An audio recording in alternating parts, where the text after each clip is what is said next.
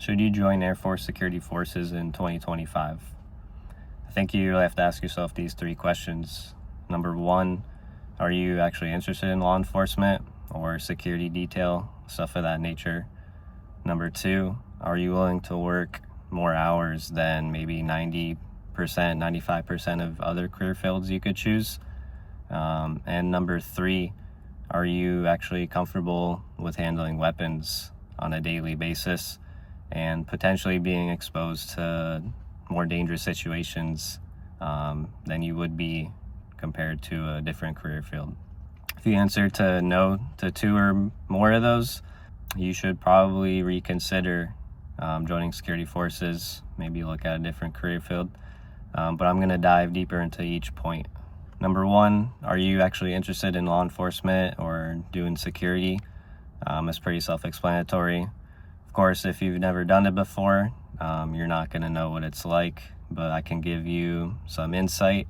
If you're joining security forces because you think it looks cool, think you're going to be running and gunning, catching baddies every day, that's really not the truth. Majority of your time, at least in the beginning, the first few years, you're either going to be at a gate or you're going to be in a guard shack, bored out of your mind. Of course, you're going to be learning the job, how to do everything. You may end up on patrol. That is more exciting, more things happening. But in the beginning, most likely, you're going to be at a static post, not moving around. Of course, if you're interested in law enforcement, security, and you want to do it when you get out of the military, go for it. You'll get a lot of experience, and your job opportunities on the outside, you're going to have a lot of opportunity for sure.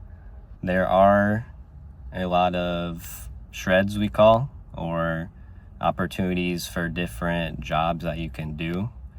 Of course, when you're first starting out, you're going to be on what's called flight. That's what the majority of people that work in the gate, other posts, patrol.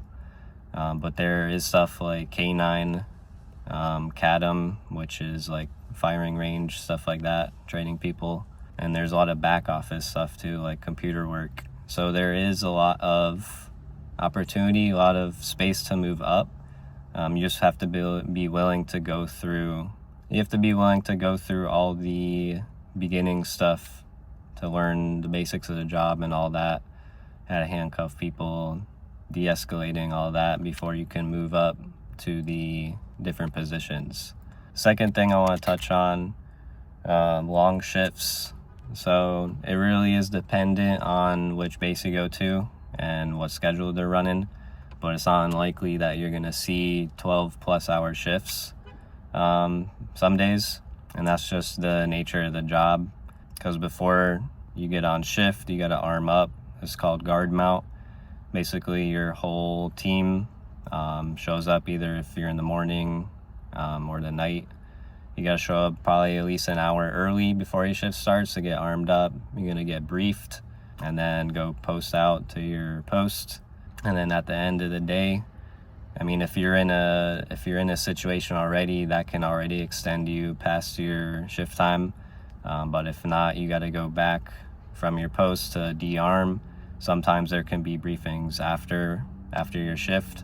So it is very possible you can see 12 plus hour days regularly.